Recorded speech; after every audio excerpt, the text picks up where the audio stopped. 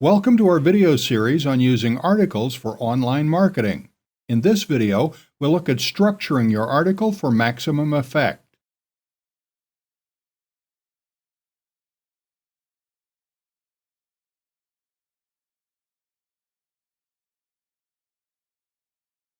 In this video, I'm going to talk you through how to structure your articles for maximum effect. And of course, the whole point of your articles really is with the title, get someone to read it, and then the point of the article itself is to get someone to read down to the bottom and then click on your link and visit your site. So, how do you achieve that?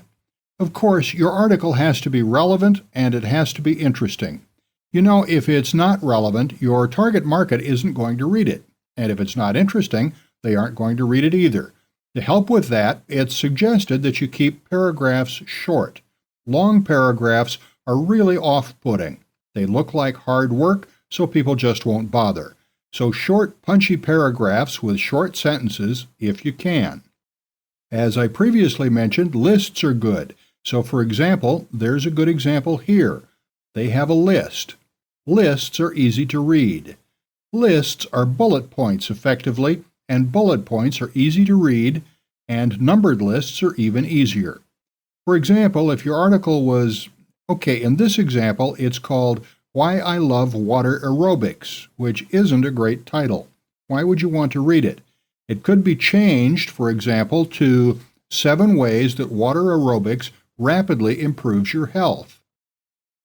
And actually related to that, I know we covered titles previously, but titles do, of course, have to be believable.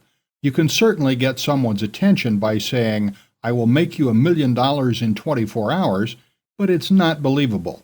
It may get read just for sheer novelty, but you've instantly lost the reader's trust because it's just not believable at all. In effect, you're lying to the reader. So you have to make your titles believable. Anyway, if this was 7 ways water aerobics rapidly improves health, you could have a list.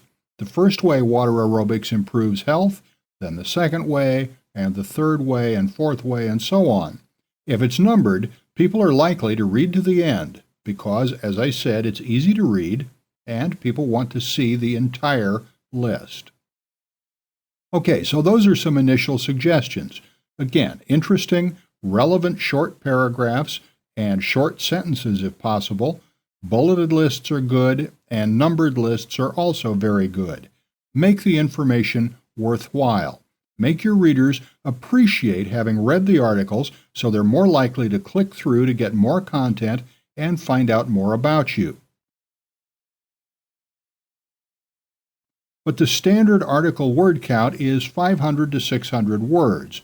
So it can be difficult to say something incredibly useful in that number of words, but still, that's really the goal you're going for.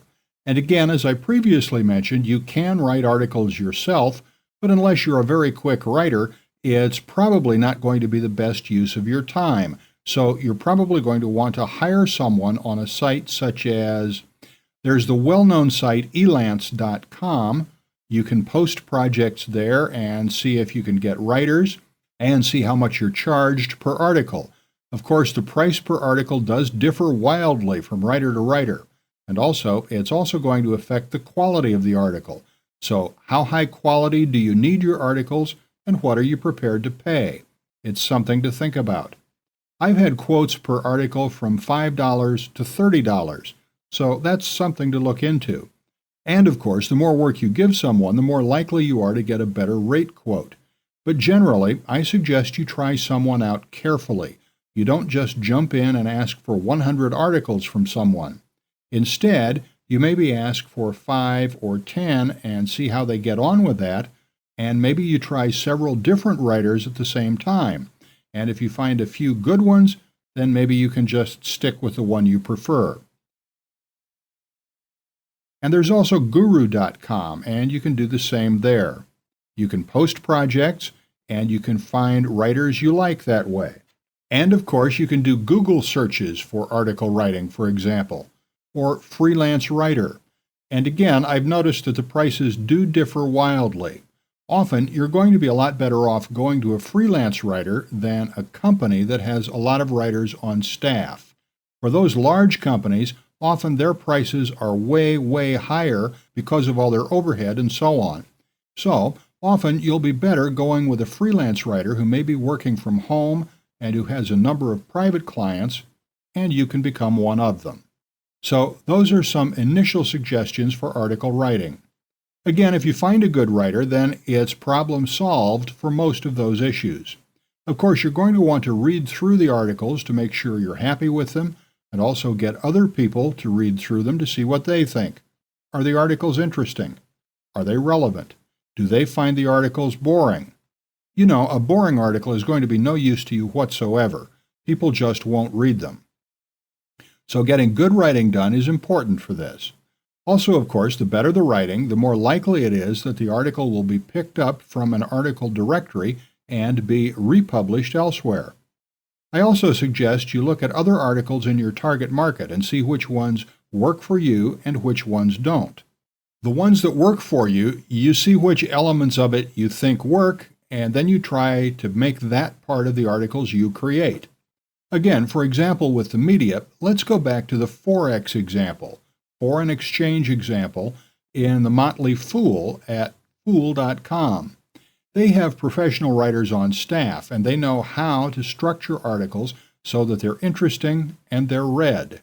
So go to such successful sites in your market and see how those articles work, and keep those points in mind.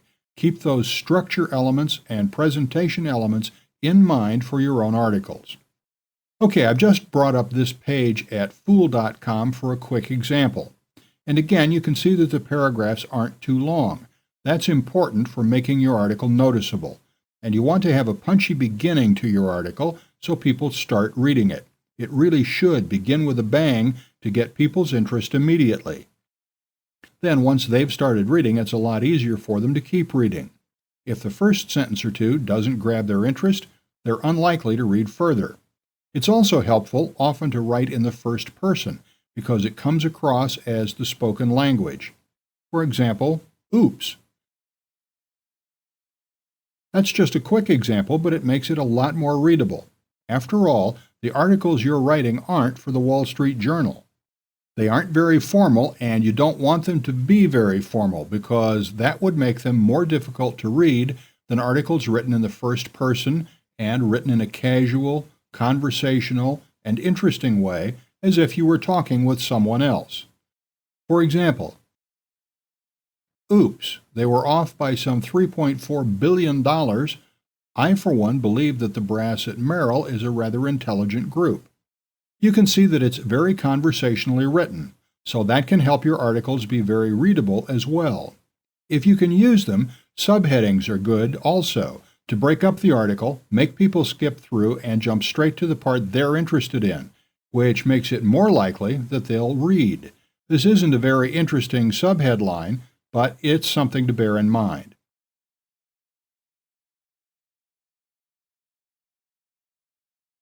This one is better. Let the games begin. That's kind of intriguing and makes you want to read from that point to see what they're writing about.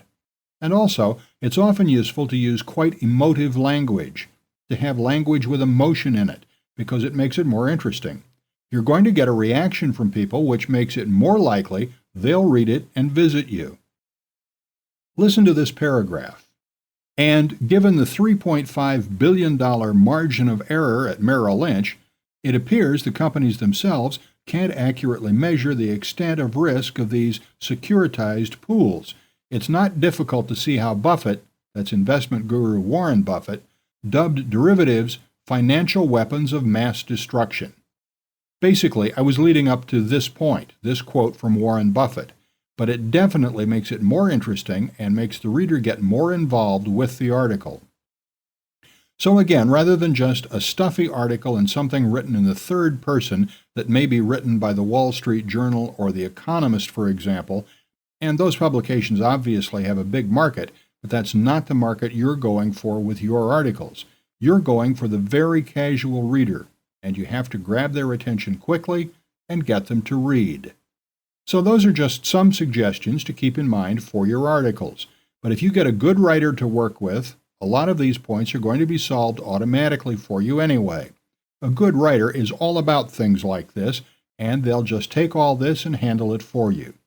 Again, as I've already touched on, making your articles too generic isn't going to be very interesting, so try to make them relevant but quite specific, and you'll make it more likely that the person who came to your article, however they did, if it is specific and of interest to them, and also make it timely if you can do that, or give the impression of being timely, or related to recent news events, then it's more likely to be read because it's going to seem more relevant to them right now rather than just a general article that they can read on hundreds or thousands of other sites on the web.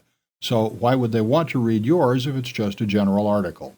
So specific and relevant and punchy, those are all good points to keep in mind to get your article read and read through to the end, so then the reader becomes a visitor to your website.